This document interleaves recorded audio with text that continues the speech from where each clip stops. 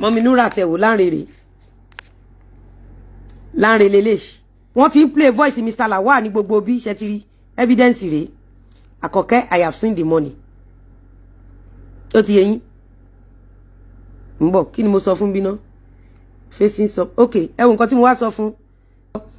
ó ní I have ó ní èmi ni mo dá lóhùn ní I sent you a message if you get number send it here please I'm facing some issues. ẹ̀yin èèyàn wa Lizzy Anjorin ti gbé evidence síta ò bí ó ṣe ń sẹ́ndì owó sí àbúrò rẹ̀ ó gbé síta ò ẹ̀yin èèyàn wa kí ló ti ń ṣẹlẹ̀ báyìí ìjẹ́ Lizzy Anjorin ò ní sinmi lórí ọ̀rọ̀ àbúrò rẹ̀ yìí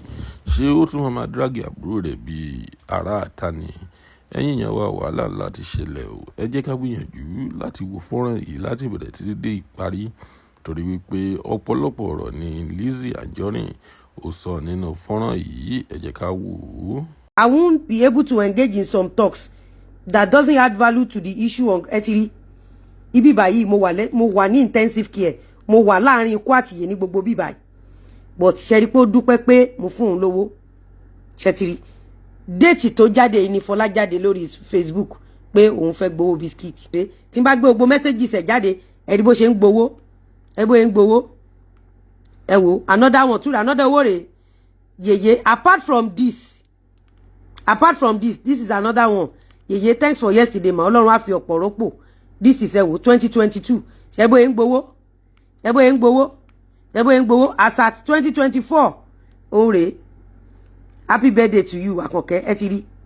ẹ rèé òun rèé òun ló di ọ̀dájú ní 2026 ta ló pa Mohbad